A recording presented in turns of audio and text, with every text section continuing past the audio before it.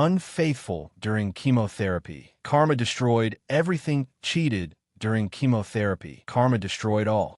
My name is Vladimir. I'm 29, and I'm about to tell you how the worst year of my life revealed the truth about the woman I thought I'd marry. 3 years ago, Viviana walked in my office. New hire. We didn't talk much at first. Just work stuff. Coffee complaints. Weather. Nothing special. But over time, we started having lunch together. The connection grew. Slow. Comfortable. Stable. From our very first dates, she talked about her ex. A lot. Always negative. Toxic relationship. Immature guy. Manipulator. She'd say dating him was one of the biggest mistakes of her life. I thought it was weird that she mentioned someone who supposedly meant nothing to her, but I figured she just needed closure. I never saw it as a red flag. Our relationship moved forward. We moved in together after a year. Normal couple arguments. Nothing crazy. I trusted her completely. Never checked her phone. Never questioned her when she went out with friends or came home late. I believed trust was everything. A little over a year ago, I started feeling sick, exhausted, lost weight for no reason, constant pain, night sweats. I went to the doctor thinking it was stress. It wasn't. After several tests, they gave me the diagnosis. Lymphoma. I remember that day perfectly. The doctor's office, his voice trying to stay calm, and me, unable to process the word cancer. I felt the floor open beneath me. Viviana was with me that day. She held my hand, cried with me, told me she wouldn't leave me alone no matter what. In that moment, I honestly felt like I couldn't have survived emotionally without her. Luckily, I had major medical insurance through work. Didn't cover everything 100%, but it helped with a big portion of the treatments. Still, the process was brutal. Constant tests, hospitalizations, side effects, chemotherapy that left me drained for days. The first few months, Viviana was my rock. She came to appointments, stayed with me at the hospital, helped me when I couldn't even get out of bed, cooked for me, took care of the house, kept telling me everything would be okay. I was vulnerable, dependent, and I trusted her completely. In my mind, she was the only stable thing in absolute chaos. When chemo started, everything got worse. Anyone who's been through it knows it doesn't just wreck you physically. It breaks you inside. I lost hair, weight, energy, dignity. There were days I couldn't even look at myself in the mirror. At first, Viviana came to every session, sat next to me for hours, talked to distract me, took photos to remember when this was all behind us. I was more grateful than I could ever explain. But slowly, something changed. First, small things. One day, she couldn't come because of work. Another day, she felt sick and stayed home. And she started saying the chemo made her too nervous. But seeing everything affected her emotionally. I tried to be understanding. I thought it was normal that not everyone could handle a situation like this. I never pressured her, never complained. I told myself she was going through something difficult too, even if she wasn't the one who was sick. Over time, the excuses became more frequent. She almost never came anymore. Sometimes she didn't even ask how it went. She started spending more time away from home. Said she needed to clear her head, go out with friends, distract herself. I was too focused on surviving to analyze it deeply. And when I gently confronted her, she always had a logical explanation. She said she loved me. She was just exhausted. That all of this was overwhelming her too. Still, I felt the distance. She didn't take care of me like before. Didn't stay with me when I had nausea or fever. Went to bed early or left the room saying she needed space. The last chemo she came to was months ago. After that, there was always a reason not to go. Work, exhaustion, commitments, emotional distress. And still, I kept believing she was on my side. One day that seemed like any other changed everything. I was getting one of my chemo treatments. Same environment as always. The smell of disinfectant, the constant sound of machines, the cold feeling of medication entering through the floor. I was trying to distract myself on my phone, answering messages without much attention, waiting for the hours to pass. And I got a message from one of my closest friends. I don't usually check my phone much during sessions, but something about the way he wrote caught my attention. The message said, "Bro, I know it's not the right time. I know you're going through hell, but I don't want you to be made a fool of either. This will hurt, but you need to know the truth." I felt immediate pressure in my chest. Before I could respond, another message came. It was a photo. In the image, Viviana was sitting at an outdoor table at a plaza, eating, smiling. Across from her was her ex. There was no obvious physical contact, but the closeness, the relaxed expression on both their faces, and the context didn't leave much to the imagination. This wasn't a coincidence. In that instant, I felt something break inside me. My heart started racing so fast, I thought it would jump out of my chest. I stared at the screen without blinking, trying to convince myself there was some logical explanation. Something I wasn't understanding. There wasn't. The tears started coming without me being able to stop them. It wasn't silent crying. It was a total breakdown. I started shaking. My breathing became irregular. The vital signs monitor started beeping inside insistently, marking that something was wrong. A nurse rushed over. It was the same one who frequently attended to me, someone who already knew my name and routine. "What happened, Vladdy? Are you okay?" she asked with a firm but calm voice. Your heart rate just spiked. I couldn't answer. I tried to speak, but the words wouldn't come out. I just kept crying, unable to control my body or mind. The nurse came closer, took my hand, spoke to me softly. "Relax. You're doing great. This will be over soon, and you'll live your life like before." I shook my head. With a trembling hand, I lifted the phone and through tears managed to say, "It's not that. It's this." I showed her the screen. She looked at the photo carefully. Her expression changed immediately. She was silent for a few seconds, then said, visibly surprised, "That's young Viviana." She didn't say anything else. She just wrapped her arms around me and let me cry. She didn't try to justify it, didn't try to minimize it. She was just there. I couldn't stop. In the middle of desperation, I said something I'd been holding in for a while. Something that came from the darkest place in my mind. "It's all this damn disease's fault. Of course. Who would want to be with a sick person like me?" The nurse pulled back a little, took my face in both hands, and looked me straight in the eyes. Her tone changed, became firmer. "Don't you ever say that again," she said. "This is not your fault. A real woman stays with her man through thick and thin. Some women only like to be there for the good times. And when the bad times come, they run because they're immature and think life is always rosy. That woman doesn't deserve your pain. If she left, it's because she's an idiot. You're a great guy going through a bad time. Nothing more." I don't know if it was her words, the tone, or the simple fact that someone defended me in that instant. Something inside me calmed down a bit. I kept crying, yes, but not with the same desperation. The session ended shortly after. They removed the four, gave me the usual instructions. I left the hospital with my body exhausted and my mind completely blank. I went home alone. During the trip, I kept looking at the photo, thinking about all the times Viviana said she couldn't come with me. Every excuse, every distance, everything was starting to fit together in a way that made me nauseous. I decided to confront her. I didn't want to keep imagining things. I called her. She answered quickly, normal tone, even affectionate. "Hi, love. How'd it go today?" I took a deep breath. "It went well," I said. "Tell me, how was your date with your idiot ex?" There was silence on the other end of the line. Not a brief silence. Several seconds where nothing was heard. Then, with a calm that completely threw me off, she spoke. "Wow, I've been wanting this for a while. Good thing you found out." No surprise. No denial. I felt a void in my stomach. "You always talk bad about him," I said. "And now it turns out you're cheating on me with him at my worst moment." She sighed as if she was tired of explaining something obvious. "Look, Vladimir, you're a good guy, but I can't handle this. You're really being a burden to me. We don't do anything like a couple anymore. We barely go out. We always feel bad. And let's not even talk about sex, which honestly isn't like it was before. I think deep down I wanted you to find out. Yes, I see my ex sometimes, but at least he makes me feel alive. You infect me with that anguish and depression you carry. Fix your problems, and then look for me." And she hung up. I stared at the phone for several minutes. I didn't know what to feel first. Rage, sadness, shame, guilt, everything mixed together. Since that day, I haven't stopped thinking that this was my fault. That if I wasn't sick, none of this would have happened. That if I were different, stronger, healthier, she wouldn't have left. I feel disposable. I feel like someone who stopped being useful. 3 months passed. I want to thank everyone who took the time to read my story and leave comments. I didn't expect so many responses or so much support. Some are worried about my treatment, so I want to clarify. According to my doctors, if everything continues as it has been, I only have approximately 2 more months of chemotherapy left. It's not easy, but knowing there's a relatively close and gives me some peace and something to hold on to. As for Viviana, she hasn't blocked me. We still have each other on social media. I've seen her posting photos going out partying, smiling as if nothing happened. I know I shouldn't look at that. I know it's not good for me, but I still end up watching. Every time I do, I feel worse, like I'm reopening a wound that's barely starting to close. I'm trying to focus on my treatment and recovery, but I won't lie. It hurts to see how she continues with her life while I try to rebuild mine from such a low point. 6 months total have passed since I first wrote here. I hesitated a lot before doing it again, but things happened that left me uneasy. First, my health update. Yes, I finished treatment. After several tests and recent checkups, doctors told me that according to current results, I'm approximately 90% cured. There's still some tests and follow-ups to confirm everything is completely stable, but the outlook is very different from a few months ago. Physically, I feel better. The extreme exhaustion is no longer constant. My hair started growing back. Slowly, but it's there. Seeing it grow made me feel something I hadn't felt in a long time. Progress. I also have more energy. I've been able to focus better at work, and for the first time in a long time, I feel like my body is responding to me again. As for Viviana, during this time, I did what many here recommended. I stopped checking her social media, muted her, then deleted her. It wasn't an impulsive act. It was a thoughtful decision. That's why what happened 2 days ago completely threw me off. I was at home when I received a call from a number I didn't have saved. I hesitated to answer, but something made me do it. It was Viviana's mother. I recognized her voice immediately. We hadn't spoken since before everything fell apart. Her tone wasn't the usual. She sounded nervous, rushed. She asked me if I knew anything about Viviana. I told her no, that we hadn't talked in months. It was an uncomfortable silence. Then she explained that they had been unable to contact her for several days. She wasn't answering calls or messages. She hadn't shown up in places she normally went, that no one in her close circle knew where she was. She told me they were worried, much more than normal. The conversation was brief, but enough to leave me uneasy. Before hanging up, she mentioned that the family had already started posting messages on social media asking for information, like a missing person case, in case anyone had seen her or knew anything. When I hung up, I sat for several minutes without moving. I didn't feel joy, didn't feel satisfaction, didn't feel relief either. What I felt was something strange, hard to describe. A mix of concern, confusion, and deep discomfort. I don't wish harm on Viviana. Despite everything that happened, I've never wanted to see her suffer or disappear like this. Part of me thought maybe it was an exaggeration, and maybe she was just out of contact by choice. Another part couldn't help but feel a knot in my stomach. There's something different when a mother calls like that. It doesn't sound like drama. It sounds like real fear. Since that call, I haven't been able to stop thinking about her, even though I don't want to. It annoys me with myself. I thought I had closed that chapter, but I was moving forward, and suddenly, without looking for it, her name appears in my life again in a disturbing way. 9 months total have passed since I first wrote here. I hesitated a lot about whether to do it or not, because I felt like I'd already told everything important. However, what happened next finished closing a chapter that for a long time I thought would never have a clear ending. First, the good news. I feel better, much better. Physically, I'm stable. Medical checkups are still constant, but results continue to be positive. I no longer live with daily fear that something will go wrong at any moment. I recovered strength, energy, and a more normal routine. My hair has grown back almost completely, and although it may seem superficial, it also helped me feel more like myself again. At work, things are going well, even better than I expected. During treatment, I did the bare minimum, but since I recovered energy, I've been able to perform better. I received positive feedback and new responsibilities. For the first time in a long time, I feel like the future isn't just a threat, but something that can be built. Now, the difficult part, Viviana's situation had an ending, and it wasn't a pretty one. Her disappearance ended up being local news. It wasn't just an isolated post on social media. There were articles, images, brief interviews. Her case drew attention because more time passed than anyone expected without anyone knowing anything about her. Many people shared her photo, her name, her story. I found out because someone at work mentioned the news without knowing I knew her. When she finally appeared, it was evident she wasn't the same person. According to what became public afterward, Viviana had left with her ex, the same one she always talked bad about, the same one she said had been a bad stage of her life, the same one who was involved in serious problems, especially related to drugs. Apparently, she didn't just leave with him. She ended up entering that world. Consumption, bad decisions, dangerous environments. The news didn't go into many details, but enough to understand that her condition was serious. Physically, she was very deteriorated. Emotionally, too. Reading that gave me a strange feeling. I didn't feel satisfaction or relief. I didn't think she deserves it either. I felt sadness, real sadness, not for the lost relationship, but for seeing how far someone who at one point was an important part of my life had gone. A couple of days ago, something happened that I didn't expect. I received a call from an unknown number. When I answered, I immediately knew it was her. Her voice was different, weaker, more faded. She was crying. She apologized to me. She said she had been cruel to me, that now she realized many things. That at the time, she didn't know how to handle anything. She told me she was scared, that her mother wanted to admit her to a rehabilitation center. She didn't want to go, that she felt alone. Then came what surprised me most. She asked me for help. She asked if I could give her asylum in my house. She said she just needed a safe place. She promised to change. She didn't know who else to turn to. I felt many things at the same time. Confusion, pity, exhaustion, but also clarity. I told her no. It wasn't a shouted or angry no. It was a firm no. I told her I knew from the news that she was very bad, but the best thing for her was to receive professional help. But I wasn't in a position to help her the way she needed. That opening my door to her wasn't going to save her and would probably hurt me. She started begging, crying harder, said she didn't want to be locked up. She was scared. I took a deep breath and repeated that she needed to rehabilitate, that her mother was doing the right thing, that it didn't make her a bad person, but someone who needed real help. The call was cut off. I don't know if she hung up or lost signal. She didn't call back. That same day, later, I received another call. It was her mother. She explained everything in more detail. How they found her, what condition she was in, the fear they went through as a family, the wear and tear. She told me that Viviana had asked as a last thing before being admitted to be able to talk to me, to apologize. That call was important to her. Her mother vented to me. She said it hurt to see what her daughter had become. That it hurt even more to know she had rejected someone like me to leave with someone who clearly didn't take care of her. She said something that stuck with me. You were a good guy. I always knew it. Seeing Viviana choose that path, knowing what she had with you, breaks my heart. I didn't know what to answer. I just listened. Then we hung up. I haven't heard anything else since then. I don't know how Viviana is now. I don't know if she accepted treatment or if she's still resisting. I don't think it's something I need to know either. What I do know is this. For a long time, I thought everything everything that happened was my fault. That if I hadn't gotten sick, none of this would have happened. Today, with distance and perspective, I understand it wasn't like that. The disease only exposed what was already there. The decisions were hers. The path she took was hers. I did what I could with what I had. I accompanied, trusted, loved, and survived. I can't carry the responsibility of saving someone who didn't want to save themselves in time. Today, I choose to take care of myself. I choose to move forward. I choose not to confuse compassion with self-sacrifice. This will be my last update. I feel like this chapter is finally closed. Thanks to those who read, advised, and accompanied me, even without knowing me. Sometimes the support of strangers can hold you up more than you imagine. Vladimir survived cancer. Viviana, she chose hers. She called him a burden while he fought death, and built her life around a man who dragged her to rock bottom. Her mother cried on the phone. Vladimir said no, not out of revenge, out of self-preservation. The nurse was right. A real partner stays. Viviana ran, and when her world collapsed, she came back begging for the safety she destroyed. He gave her the truth instead. The door stayed closed.